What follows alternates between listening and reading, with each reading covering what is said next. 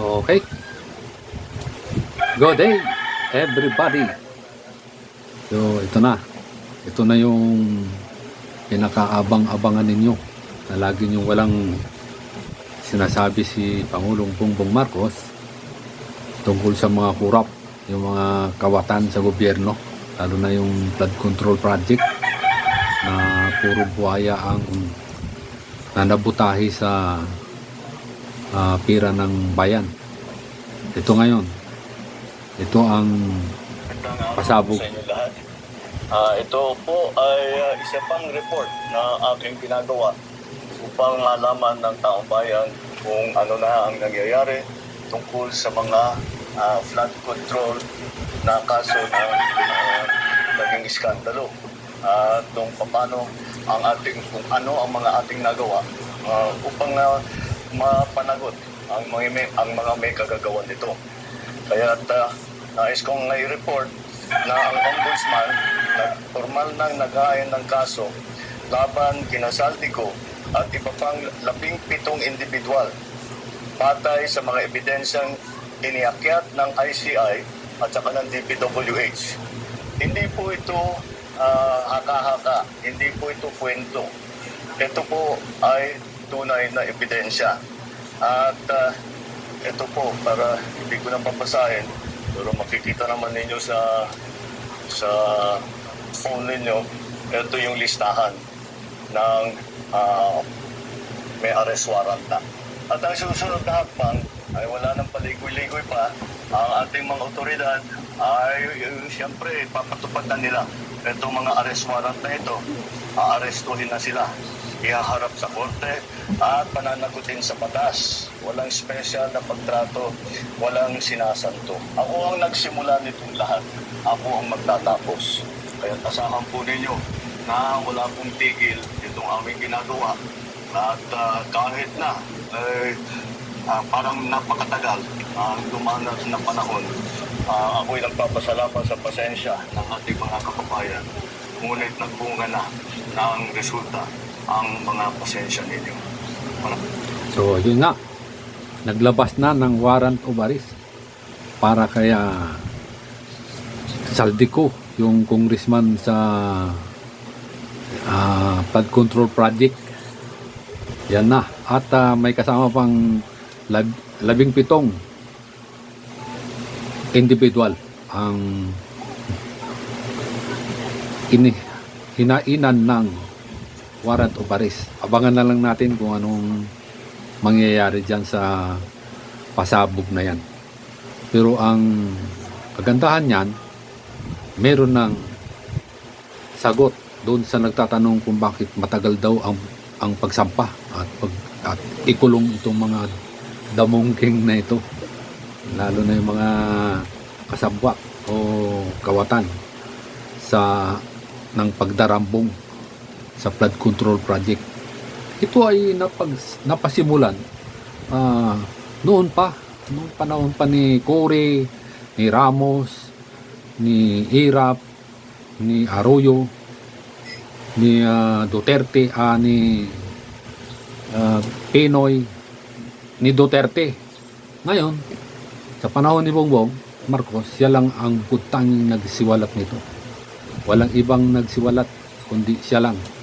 Siya lang ang naglabas nito ng sindikato na ito na matagal ng naguhutot ng pira ng bayan.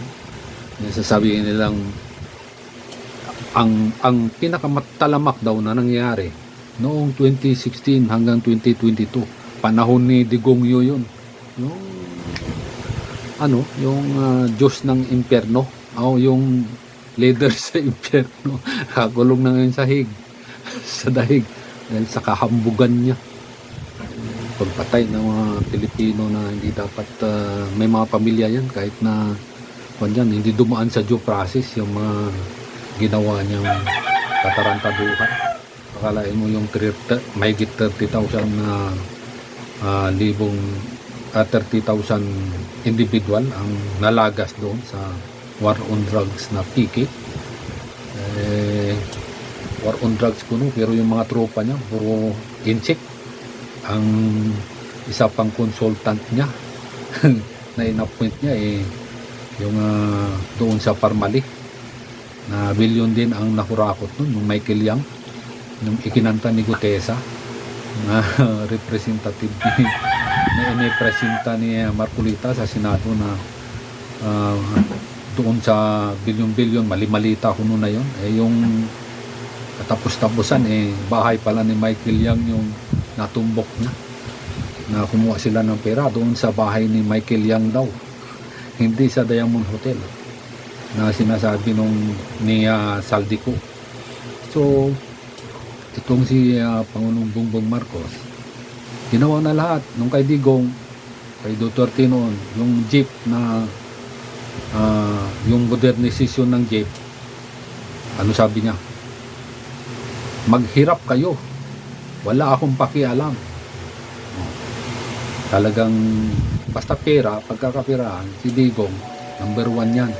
Pero sa panahon ni Bongbong Marcos, ipinatigil niya yung peace out ng mga jeepney, yung traditional jeep, pinatigil niya yon dahil magpapahirap. Ako nga naman, bakit ka kukuha ng bagong jeep na mahigit milyon ang halaga, samantalang meron ka ng jeep na traditional na matagal ng panahon yan, noon pang kapanahonan may jeep na, nakarating na nga yan sa Amerika yung jeep na yan, ipinopromote yan doon, tapos tatanggalin mo, ipipiece out mo dahil lang sa hindi ka nagkapira.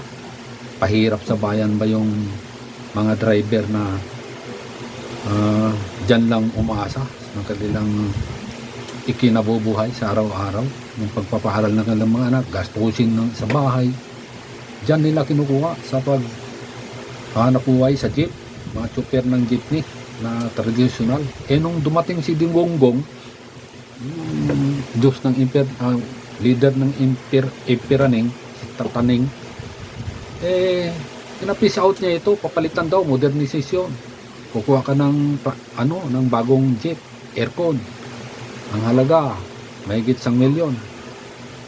Hindi naman agad-agad makakakuha niyan kasi marami kang dadaanan, samantalang meron ka ng jeep, pinapasada mong jeep, legal naman niya. So pagdating kay Bongbong Marcos, tinabla niya yung modernization na yun, pinatigil niya yung peace out ng traditional jeep. At ito pa, si Bongbong Marcos, sabi nila hindi kayang bibigyan daw ng pati daw driver ng jeep, tricycle driver, makakakuha ng tag 20 pisong bigas. Nakakuha. Kay Digong, wala. Tae. So ngayon, itong nagsiwalat ng flood control project, siya pa ang lilitisin. Siya pa ngayon ang uusgahan na magnanakaw. Siya nga nagvulgar. Ngayon, siya ngayon ang sinisigil na kumita ng kickback. Sino ba ang nagpasimuna nitong insertion na ito? Diba si Escudero, kasama yan si Jinggoy, si Villanueva, si Bongo, marami yan sila. Yung Galamay Duterte, yung yung kayabangan nila, yung kasalanan nila, ibabaling nila doon, ibintang sa iba. Yun, ngayon, katakot-takot. Kasama yan sila sa maisyuhan ng warrant of arrest. Bukas makalawa, huli na yan. Yung mga yan. Pati nga yan si Bato, nagtatago na yan. Sabi niya kay Trillanes, go ahead, Miss Trillanes, ikaw pa ang huli sa akin ngayon. Hindi na makita si Bato. Namimiss na siya ni Digong sa dahig, kasama sila ron pag nahuli yan. Marami, mga dispaninghadong klaseng tao, yung interest lang para sa kanilang sarili, pero yung sa mamamayan, yung naghihirap na mamamayan, wala silang interest na tulungan yan. Pakitang tao lang, yung laway lang ang ipupuhunan ng mga yan. Yung pagka didingguyin ka lang, padadamahin ka, tapos wala rin mo.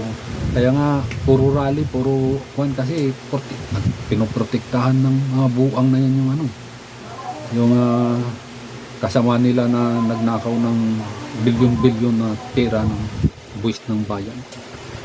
Naging matalino na tayo sa panahon ngayon. Hindi na kailangan tingnan natin yung tao kung sincere ba sa pagtulong sa Pilipino. Hindi yung si Digong joke lang naman. Tutok niya.